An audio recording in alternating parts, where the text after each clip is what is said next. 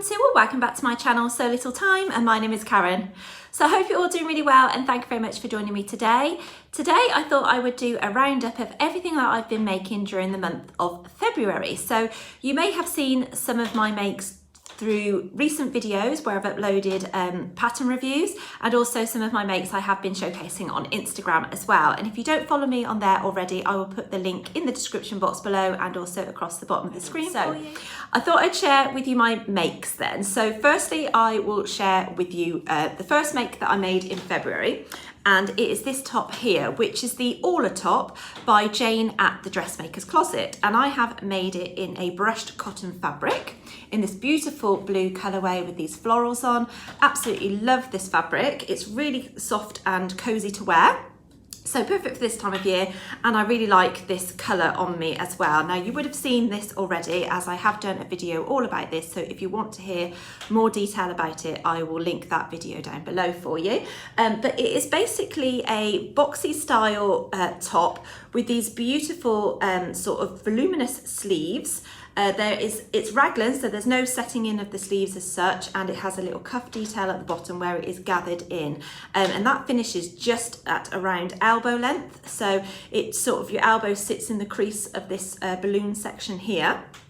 It is a fairly short top, and on the video I haven't actually lengthened it. It is at the standard length as per the top and the pattern, but since making it and wearing it, I have now added a little bit of length to it, and I basically took the hem down and I added some bias binding to the hem just to ensure that I could keep enough length as possible, because it does come up fairly short, and I think it's fine when you're wearing it with high-waisted jeans and trousers and skirts. But if you're wearing anything else, then I do think that the length is needed. So you could add length as you see fit. But I decided to add a little bit more just because of my personal body shape. I do find that longer tops suit me better, just to cover up my wider area really. So that's what I've done, is just added some bias binding, which was kindly given to me by Angela in my advent calendar last year. And then it's done up with a button and loop closure at the back, and I just added a wooden button which says, I think it says handmade on it, handmade with love on it there.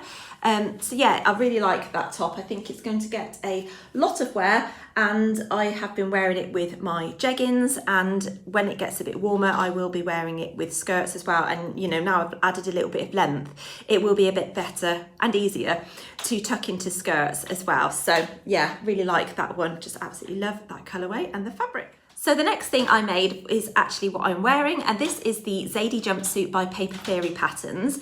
It's the first time of me making this pattern, and it is one that is really popular in the sewing community, so I was really excited to have a go with it myself.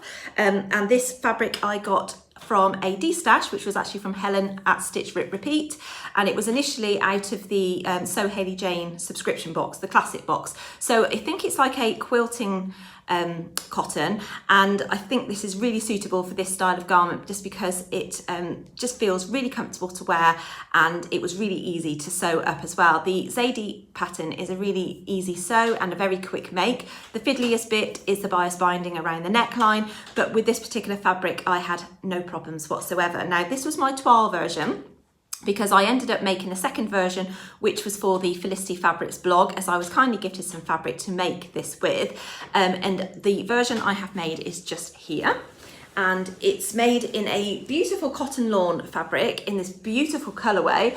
I absolutely love the colours in this, and it's again another cotton fabric, but cotton lawn is slightly different to the cotton fabric that I'm wearing here, in the form that it's a lot more lightweight, and it does have a little bit of crease factor to it, which is one thing I'm not so keen on with regards to this fabric, but it was still a relatively easy sew. It was a little bit more fiddly with the bias binding around the neckline, but overall it is still a quick and easy make in this fabric. Now this one I ended up adding just 1/2 inch to the rise, and I have found that that hasn't really made too much difference in comparison to this one, where I actually ended up taking out a full inch. So this one I added 1/2 inch back in, but it's really not made that much difference to the fit overall. This one I have extended the leg length by 6 inches and have done a, I think about an inch hem there, and that just comes to the top of my trainers. And yeah, it's a straight size 10, so I haven't made any other adjustments to it other than the actual waist ties themselves. I have lengthened on this particular version, probably by about 3 to 4 inches, just to give me a little bit more length on that, because I did find that they came up fairly short on this version.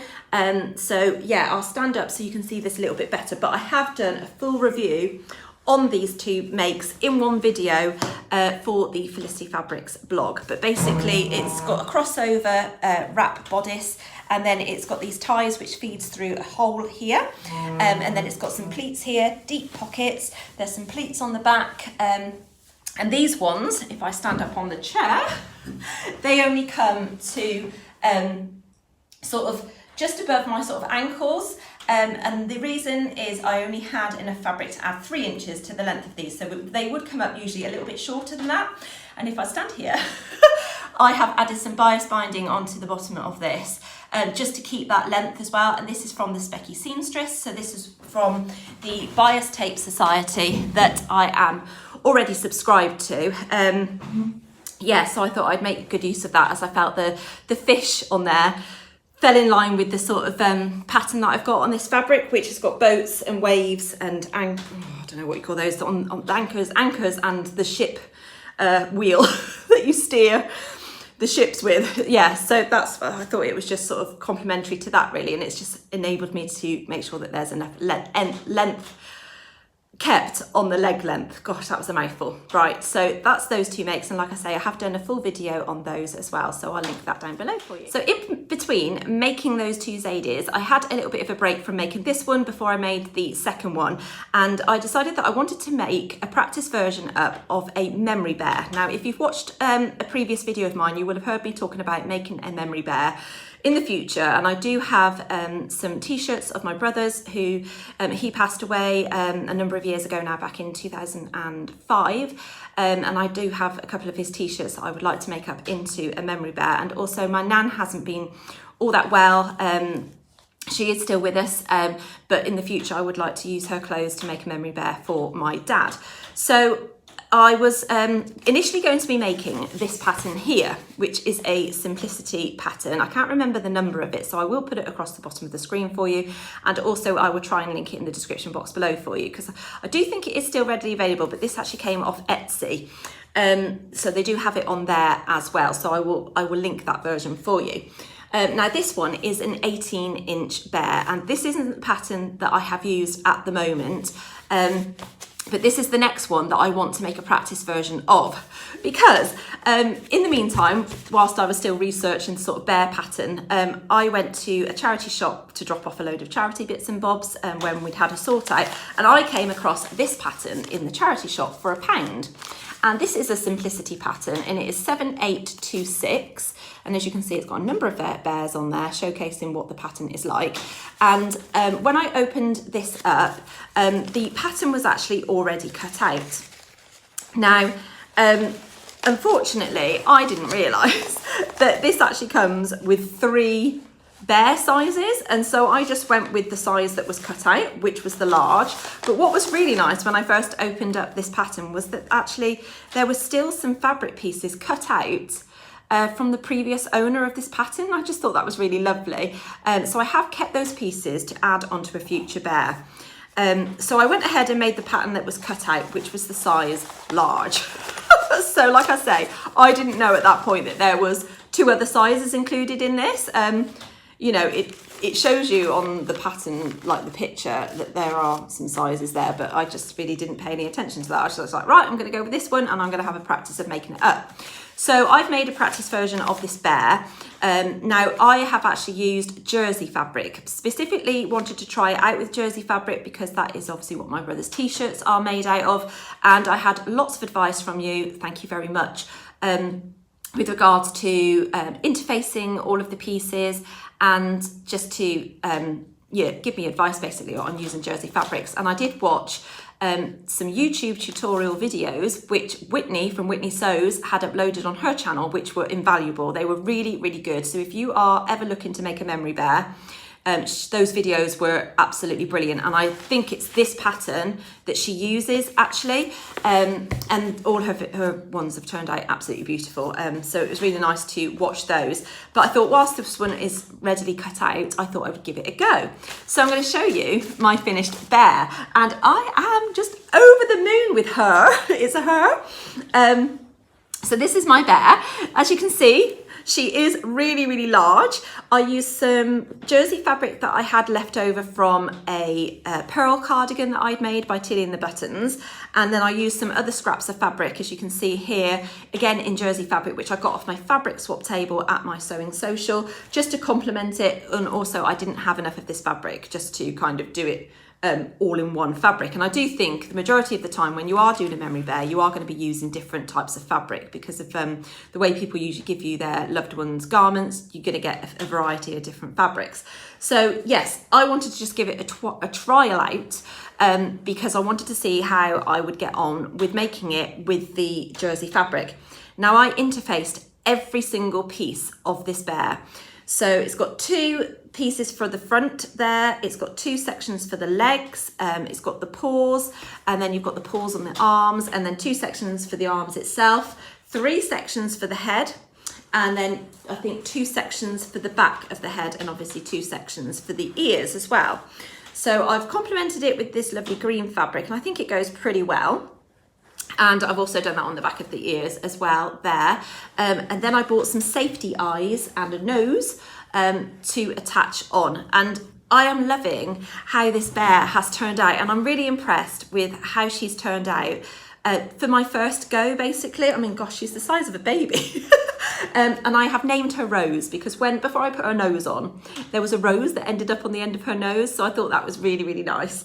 Yeah, so she's called Rose. And initially I was going to make this up and give her away, but now I've made her, I don't want to give her away. So she's kind of staying. Now my husband, he's not so keen on cuddly toys and that kind of thing. And so he did say, or he threatened that if it was to be on the bed, that it was going to be chucked out of the window. So she's been sat on my chair in the bedroom and she has stayed there. He hasn't touched it. So that's where she's going to stay. She sits nicely on the chair. Yeah, my husband just thinks she's a bit freaky. Now, I have just used black eyes and nose just because I got those off Amazon. You can get ones with different coloured eyes, which I haven't tried yet, but that is something potentially I will try. But the sew of this was actually very straightforward. The instructions, even though it's a vintage pattern, it's actually got the date on the inside, which is the 17th of December 1986. So that's really nice. Yeah, the instructions were really straightforward in there. And I interfaced every single piece, like I say, to ensure that the jersey fabric didn't stretch out when stuffing. Now, this bear, being the size that it is 24.5 inches. And the smallest pattern in this is actually 18.5 inches, which is half an inch bigger than this one. So yes, it was rather big. So it took a hell of a lot of stuffing. Now I already had some stuffing to hand at home, which I completely used all up. And then I ordered some more off Amazon, which actually came in like a pillow form, and it had already been ripped open. You just helped yourself to the stuffing from this pillow. A lot of people have complained about that in the reviews, but to be honest, it was only £8 something. And if you were to buy a pillow of that quality in the shop, it would have been a hell of a lot more. So I don't know what they were, rambling on about really, in my opinion. But yes, so the stuffing of this did take some stuffing, and the stuffing was really good quality. And if you would like, I will link that as well, just so you can see, which type of stuffing that I used. Now, I didn't overfill the body. It does advise you not to overstuff the body because they are supposed to be still quite cuddly and squishy, but I did stuff the arms and legs adequately, so they are fairly firm. You don't stuff the top of the legs too much because you obviously need to be able to position the legs in a seating position. Now, she doesn't really sit up alone without a bit of help. She kind of leans in a way, but she sits on the chair, which is absolutely fine. Yeah, and so the tops of the arms aren't stuffed either because she needs to obviously have it so it's relaxed, because otherwise if you overstuffed it, she'd be sticking her arms out like this. So yeah, and the sewing up of it, I did use a zigzag stitch as you would do with a normal sewing with jersey, and I used a jersey or stretch needle for that. and I have to say that it's worked really, really well. So even though I've stuffed the arms and legs and the face and the head basically really well, it hasn't blown any of the stitches out. It hasn't stretched any of the jersey fabric out, so the interfacing has worked absolutely perfectly. And then you leave like little holes in the seam line to be able to hand sew those up. So there is some hand sewing involved, and there was a bit down the back here which I had to hand sew, and I did that using the ladder stitch, and so that's worked really, really well. Now, since constructing this bear and having her sitting on my chair and the boys grabbing her and me showing people and holding her, I have felt some of the interface has ripped away from the actual jersey fabric. So there's a bit around the back of the neck, I believe, or just here, actually, the front of the neck. I can feel that that is just jersey fabric there without any stiffener. So it hasn't made any difference to the way that the bear looks, but I would need to check out a better quality interfacing for my real bear that I will end up making. Now, I am, like I say, going to make another practice version in this other pattern, just because I want to compare the size and how I like that version. And I know the Funky Friends factory website have a lot of memory bear and animal patterns available as well. So I may well make a third one. I won't keep all of them, I promise. I will have to give some away. But yeah, so overall, I have found that it was a really nice sew. And I just need to have a look at different quality of interfacing to make sure that that doesn't happen in the future. Now, I did iron it on. It was a fusible interfacing. It was a woven interfacing as well, so it was a lot tougher than, your typical interfacing that you can get. But I just need to maybe get a slightly heavier weight so that it doesn't rip, basically. But yeah, anyway, so that is my bear. I hope you like her. And I really am pleased with how she has turned out. So yeah, that was my makes basically for February. So it was quite a busy month because that was quite an involved make. And then once I'd made this, I had that as a break in between. And then really I did leave it a little bit too long to make up the second version of this one because I was rushing it last minute to get it done for the blog. But yeah, anyway, I'm really pleased with how they have all turned out. Now, my main focus for March is that I need to crack on with my auntie's jacket. I've made one toile of it. I'm going to make another toile, and I have since found another pattern that I want to send off to her as well, just as a comparison, just to check for fit and that kind of thing. So I'm going to be doing that. And then I also have my So Frugal make to do. I have a wedding to go to at the end of this month, and I am now going to be making another pattern, a dress to potentially wear. I'm having it as my fallback option because I don't know if my Dressmakers ball dress is going to fit underneath my long line jacket that I am currently making, just because of the fullness of the skirt. Even without the petticoat underneath, it is quite a full skirt. So I don't know if the jacket's going to sit correctly over it. So I'm making a backup dress basically.